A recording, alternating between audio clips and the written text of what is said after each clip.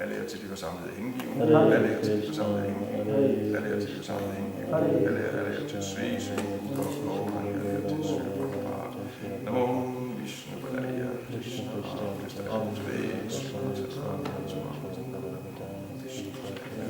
Krishna Srimad Bhaktivedanta Swami Namaste Saraswati Devam Om Bhagavate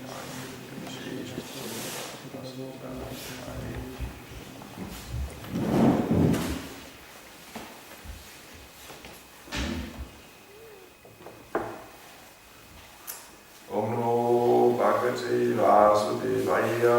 Om Namo Bhagavate Vasudevaya. Om Namo Bhagavate Vasudevaya.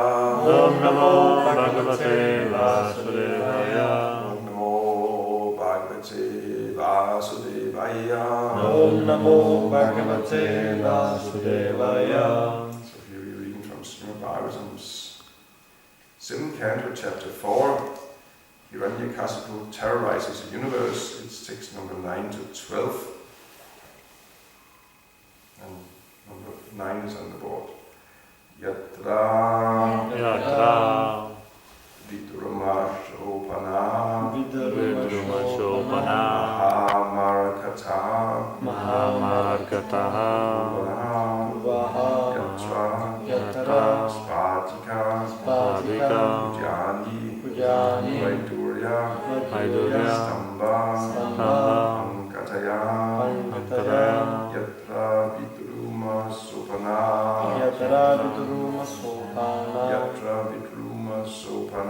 Yatra Vidruma Sopana Mahamara Katabuva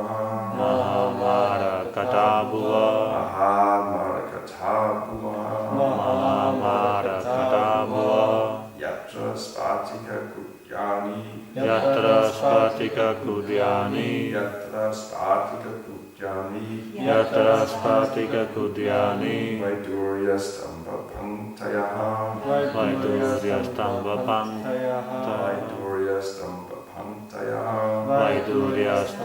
Pantayaha Yatra Vidruma Sopana Mahamara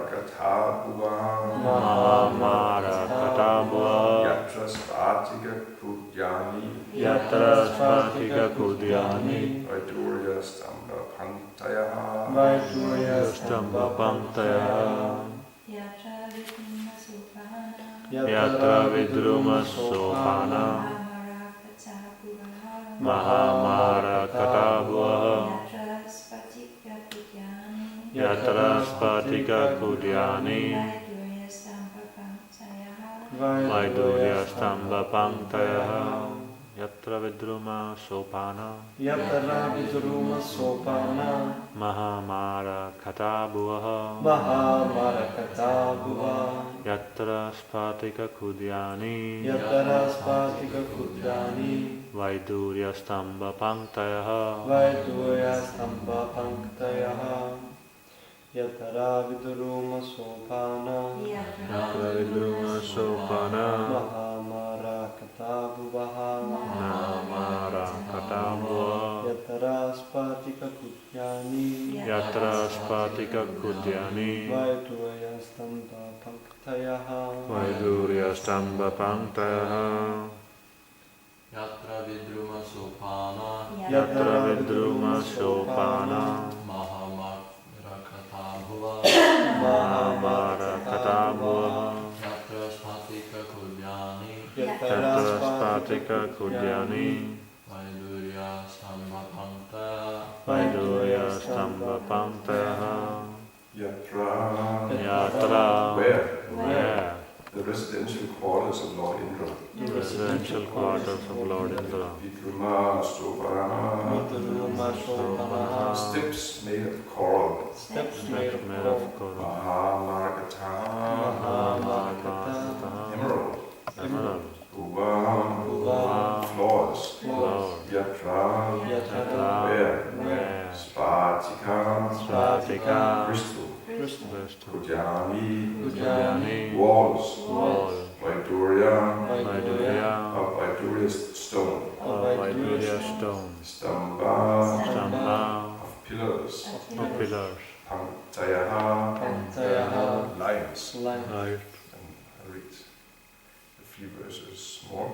Yatra titra vithanani padmaraga sanani cha paya pena nibashayam muktadama parichadam kudyat viya nupurai devya shabda yanta itastata ratna stalishu pashanti sudati sundaram mukham tasmin mahindra bhavani mahabalo mahamananyatitaloka ekara prema bivanjang kriyukasuradi pratapitaya udita chanta shashanam. The steps of King Indra's residence were made of coral. The floor was bedecked with invaluable emeralds. The walls were of crystal and the columns of Vaidurya stone. The wonderful canopies were beautifully decorated. The seats were bedecked with rubies, and the silk bedding, as white as foam, was decorated with pearls. The ladies of the palace, who were blessed with beautiful teeth and the most wonderfully beautiful faces, walked here and there in the palace, their ankle bells tinkling melodiously, and saw their own beautiful reflections in the gems. The demigods, however, being very much oppressed, had to bow down and offer obeisances at the feet of Hiranyakashipu, who chastised the demigods very severely and for no reason. Thus Hiranyakashipu lived in the palace and severely ruled everyone. Purport. Hiranyakashipu was so powerful in the heavenly planets that all the demigods except Lord Brahma, Lord Shiva and Lord Vishnu were forced to engage in his service. Indeed, they were afraid of being severely punished if they disobeyed him. Srila Vishwanath Chakravarti has compared Hiranyakashipu to Maharaj Vena, who was also atheistic and scornful of the ritualistic ceremonies mentioned in the Vedas. Yet Maharaj Vena was afraid of some of the great sages such as Bhrigu, whereas Hiranyakashipu ruled in such a way that everyone feared him, but Lord Vishnu, Lord Brahma and Lord Shiva. Hiranyakashipu was so alert against being burned to ashes by the anger of great sages like Bhrigu, that by dint of austerity he surpassed their power and placed even them under his subordination. It appears that even in the higher planetary systems, to which people are promoted by pious activities, disturbances are created by asuras like Hiranyakashipu. No one in the three worlds can live in peace and prosperity without disturbance. Yatra vidruma shubhana mahamalakata bhuva yatra spatika kutyani vaidurya stamba panktayam yatra titra vithanani padmaraka sanani cham paya pena nivashaya muktadama parichadaham kutyat viya nuparai devya shabda yanja itastataha ratna stadishu pashanti sudati sundaram mukham tasmin mahindra bhavani mahabalo mahamananita loka ekarat prema pimanjankri yugasu advi Pitaya Bodhita Chanda Shasana. The steps of King Indra's residence were made of coral. The floor was bedecked with invaluable emeralds. The walls were of crystal and the columns of Vajra stone. The wonderful canopies were beautifully decorated. The seats were bedecked with rubies, and the silk bedding, as white as foam, was decorated with pearls. The ladies of the palace, who were blessed with beautiful teeth and the most wonderfully beautiful faces, walked here and there in the palace, their ankle bells tinkling melodiously, and saw their own beautiful reflections in the gems. The demigods, however, being very much oppressed, had to bow down and offer obeisances at the feet of Hiranyakashipu, who chastised the demigods very severely and for no reason. Thus Hiranyakashipu lived in the palace and severely ruled everyone. Om Magyana Timranda Shah Ganandana Salakya Chaksumitam Yena Tasmai Sri Guru Namaha Mukam Karoti Vachalam Pango Nangaite Kirim Yat Kripa Taraham Vande Sri Guru Dinatainam Namo Vishnu Vadaya Krishna Kristaya Bhutale Sri Nambhakti Swami Saraswati Deva Gauravani Prashai Vishesha Shumari Paschatari Jai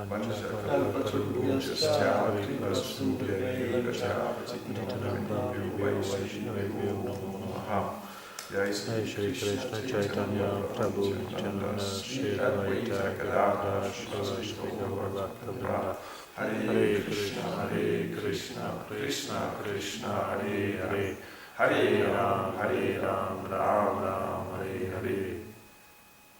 So, here we had a description of Indra's palace, just as hint about of the opulence of Indra's palace. But also we hear it in the context that although it is, of palaces, it's a most amazing and wonderful palace, but there's no happiness there right now, at least right now. And actually, as a principle, there is no actual happiness, as Prabhupada says here, within the free worlds. No one in the free worlds can live in peace and prosperity without disturbance. This is one purpose. By hearing about the fights between the demigods and the asuras, and that we're hearing about activities on the higher planetary systems, because we always tend to fall into the illusion that it is actually possible to be happy somewhere in the material world. We just have to go to the right place, create the right circumstance, and if I can simply somehow be a pious person, and then in my next lifetime I can go and I can enjoy heavenly happiness. Here we're told there's not happiness there. There's no happiness there, and it's relevant. Who was that who said that? Because it's if we are sincere devotees, they will go back home, back to Godhead.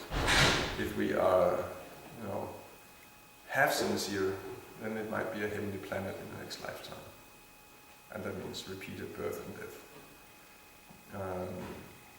Who said that?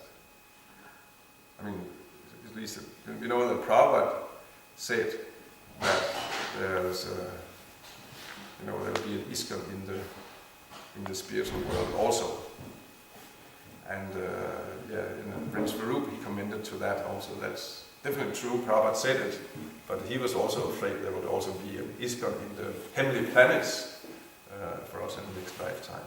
Many devotees are going to heavenly planets because when one still has the idea that it's possible to find some kind of peace and prosperity and happiness in this material world, and one is engaged in devotional service, but actually that's a goal one has.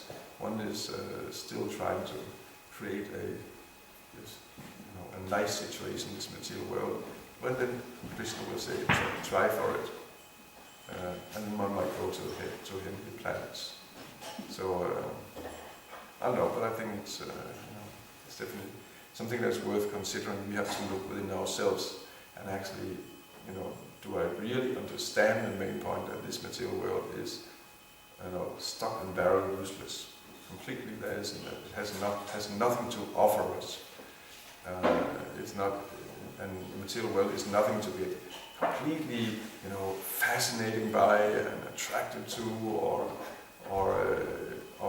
on the other hand, it's nothing to get alarmed about. It's nothing to get complete, hysteria about what goes on in this material world. It's just this material world is simply up and down, and one is supposed to be. This is one of Krishna's instructions, very, very, very often repeated instruction in Bhagavad Gita. Once you become transcendental to the material world, transcendental is just the beginning stage. It's actually one thing. Of course, that means I should be the greatest devotee like that. Of course, that is great devotees, perfect devotees. They are transcendental. Transcendental is actually a somewhat lower state. It simply means that one is neutral to the ups and downs in the material world. There's no attachment to that. So it's sometimes to the dualities. We talk about actually dualities. The material world is filled with dualities, seemingly dualities, but it's when it comes down to it is of one quality, namely useless. Basically, it's cold and it's warm and it's and one is healthy and then one is sick and. One is popular, and then one is unpopular, then there's happiness, and there is distress, summer, winter, man, woman, war, peace, wealth, poverty, all these seeming dualities that we tend to get so caught up in, and but actually they just come and go. Simply come and go, and Krishna tells Arjuna, just tolerate the oncoming going of happiness and distress, like winter and summer season. They're coming and going. Just simply, it's temporary. Just be detached from it. Simply, don't be attached to a nice situation. Don't be averse to. Not nice situations. Simply be neutral. It's not a big thing. The material world is not really a big thing. And that instruction is there. It's conditioned souls constantly get caught up in all kinds of peoples in this material world and think that we have to have this material circumstance adjusted before we can practice Krishna consciousness. That's another kind of illusion that is there. That was when Prabhupada met Bhaktivinoda Saraswati. That was the first instruction he got. Prabhupada was a Gandhian in those days. He was, of course, Prabhupada was always a devotee, but then again also, as a devotee, but then also for Leela, of course. But then, a young man, and he was also got caught up in the uproar in those days that we want independence. We don't want these British, militias to rule this country, and there's no, we have to have political independence, and that was, all the young people were getting caught up in that in the 1910s, 1920s, and so Prabhupada, he came also with that to Bhaktivinoda Saraswati. Bhaktivinoda Saraswati told Srila Prabhupada at the first meeting, Prabhupada was just bowing down, got up, and immediately Bhaktivinoda Saraswati said, "You are a very intelligent young man. Why don't you preach the message of Lord Chaitanya to the English-speaking world?" And Prabhupada was shocked. Had not met before, and immediately he's instructing them, "Why don't you do this? Why don't you do that?" And then, but then Prabhupada was also quick back again and said, "But how can we do that? We are a dependent country. No one will take your Chaitanya Dev's message seriously as long as we are a dependent country. There has to be Swarat first before anyone can take India's culture seriously." And And Bhaktan Saraswati just brushed it off. It's not important. All these political upheavals, how they come and go, that is, it's unimportant. Doesn't make a difference. Doesn't make one damn bit of a difference. And but Krishna consciousness is such an urgent thing. It's every second is important. 1 second lost of the human form of life, not engaged in Krishna consciousness, can never be purchased again back with millions and billions of rupees, kronas, whatever currency one has, or gold coins, cannot get it back. And human life is, although temporary, is extremely valuable. We can use this human form of life to actually engage in devotional service, engage in Krishna consciousness, leaving the body in the right consciousness and not taking another birth in this material world. That is a chance we have in this human form of life. And to divert our human energy to something else is, it's waste, it's illusory, it's actually the greatest tragedy, and it's completely illusory. So that is, therefore, it's been advised: don't get involved. Don't get excited about the happenings of this material world. Simply at every, just continue, at one's best capacity, spread Krishna consciousness in whatever circumstances there. That's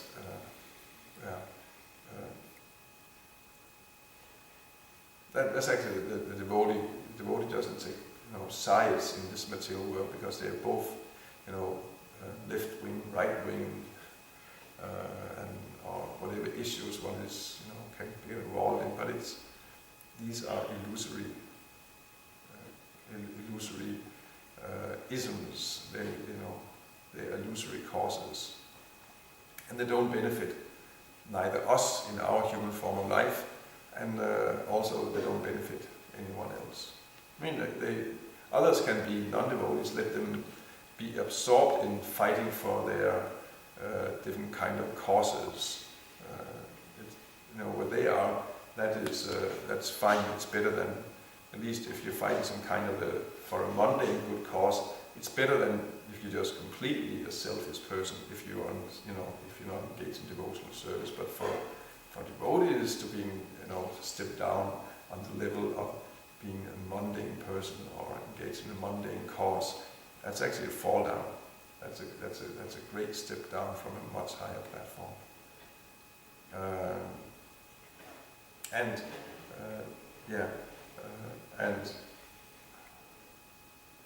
So that's actually Krishna's point in the Bhagavad Gita. Simply remain neutral. Just be undisturbed by the ups and downs of this material world. It's not a huge thing. One should be, devotees at least should be on the platform of being just transcendental, and from the transcendental platform, then one engages in devotional service, and then it becomes very strong, very powerful. Then the devotional service is unhindered by any material circumstance. It said, Brahma Bhuta Prasanat Namushotati Nakanklati Samat Savesham Bhutishu Mat Bhaktim Lavatim Param. The one who is on the Brahma Bhuta level has actually been transcendental, been unattached, neutral to all the dualities of the material world. That's actually what it means to be on the Brahma Bhuta platform. And then if one is on the Brahma Bhuta platform, there one can start engaging in devotional service. How is it one is thus transcendentally situated? He neither laments nor hankers. He's equal to all living beings. He experiences happiness. One is actually happy. One just simply has the happiness of Brahman, just being detached from the material world, being happy in all situations. That should be the symptom also. We should, as devotees, we can test it for ourselves. Are we happy in all situations? If it's winter and dark, and we also feel, it's so dark and like that. That means we're not transcendental. We're not supposed to be like that. We're supposed not to be, be affected by any material situation, including it's being dark and winter, like it's here now. Neither are we supposed to become jubilant when you think, oh, now it's the weather is so nice and so sunny and it's summer and like that. Also, one shouldn't be. This is not. Devotee is not founded in that his foundation is not in any material circumstance, and therefore material circumstances do not affect him. They do not affect him. So, and then Krishna says, when one is transcendentalist, in the Brahma-Bhuta platform, that's where devotional service actually begins, and then it's powerful. Then it cannot be stopped. Because it's material circumstances doesn't affect it. But if we allow ourselves to be affected by devotional service, and also be affected by material circumstances, then also our devotional service will be on and off. We will be sometimes engaged in devotional service when the sun is shining, and sometimes when it's dark and rainy, then our consciousness will be somewhere else and not engaged in devotional service. So that's an instruction from here that it's in the material world we should not have any illusions about the material world, the heavenly planets, or whatever nice circumstance we can have in this world here. Or be disturbed by it. Sometimes we are disturbed by, it's such a, this material modern world is such a horrible place. It's, just see what the demons they are doing, and the politicians and the scientists, and now they're destroying the world, and they're destroying the rainforest, and they're destroying the climate, and we should do something about it, and like that. No, we're not supposed to be involved with that. It's just these things. They just come and go. They come and go, and these are not causes for devotees to be absorbed in. We should be simply in. The point is that we first of all we are in the material world. It's simply the nature of the material world to be a place where there will always be upheavals, always disturbances, especially in Kali Yuga. Actually, wherever we look in Kali Yuga, there's something wrong. We're just looking for perfection all the time, but that's not there. And then we get, in the condemning mood. This is this material circumstance is wrong. That person, he should not do like this. They should do like that, and one gets caught up in all these. But that's not, it's wherever one turns one's eyes, there are faults. That's the Kali Yuga. Kaliya dosha nide rajan asti he mahan guna kirtana eva Krishna samukta sangam parambratyet, the last 9 years. And this Kali Yuga is simply an ocean of faults. That's all. Wherever one looks, there's something. It's a fault. There's something wrong. It's imperfect. It's corruption and cheating. It's everywhere in the Kali Yuga. But even from that point of view, it's hopeless to get into condemning all the each individual fault in this Kali Yuga. There's nothing but